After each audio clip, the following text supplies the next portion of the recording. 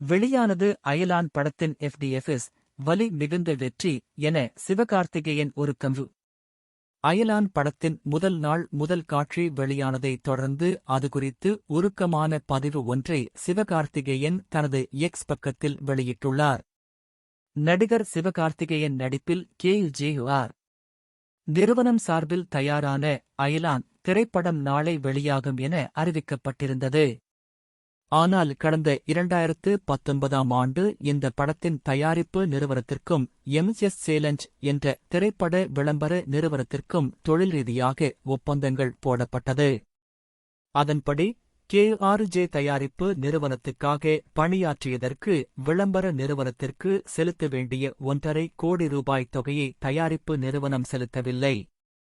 பின்னர் சிவகார்த்திகேயன் நடித்த டாக்டர் படம் வெளியான நேரத்தில் 50 லட்சம் வழங்கப்பட்ட நிலையில் மீதமுள்ள 1 கோடி ரூபாயை அயலான் படம் வெளியாவதற்கு முன்னர் வழங்குவதாக KJR தயாரிப்பு நிறுவனம் சார்பில் உறுதி அளித்தது. ஆனால் பணத்தை திரும்ப கொடுக்காமல் படம் இன்று வெளியாகும் என அறிவிப்பு வெளியானதையடுத்து MS சேலஞ்ச் நிறுவனம் சென்னை உயர்நீதிமன்றத்தில் வழக்கு தொடர்ந்தது. இந்த வழக்கு நேற்று நீதிபதி அப்துல் குத்தூஸ் முன்பு விசாரணைக்கு வந்தபோது மனுதாரருக்கு செலுத்த வேண்டிய தொகையை செலுத்த வேண்டும் என அறிவுறுத்திய நீதிபதி, அவ்வாறு பணம் திரும்ப செலுத்தாவிட்டால் அயலான் திரைப்படத்திற்கு ஏற்கனவே விதிக்கப்பட்டிருந்த தடையை நீக்க முடியாது என தெரிவித்தார். இதைத் தொடர்ந்து MS சேலஞ்ச் விளம்பர நிறுவனத்திற்கு பட தயாரிப்பு நிறுவனம் 50 லட்சம் ரூபாய் திரும்ப செலுத்தியது.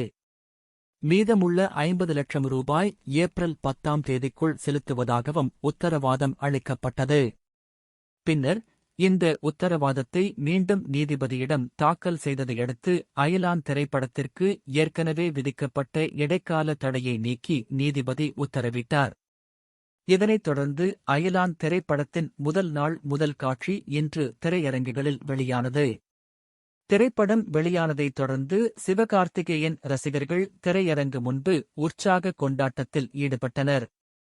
இந்த நிலையில் சிவகார்த்திகேயன் தனது எக்ஸ் பக்கத்தில் தெரிவித்துள்ளதாவது: ஒவ்வொரு வெற்றியாளனுக்கு பின்னாலும் ஒரு வலி மிகுந்த கதை உள்ளது.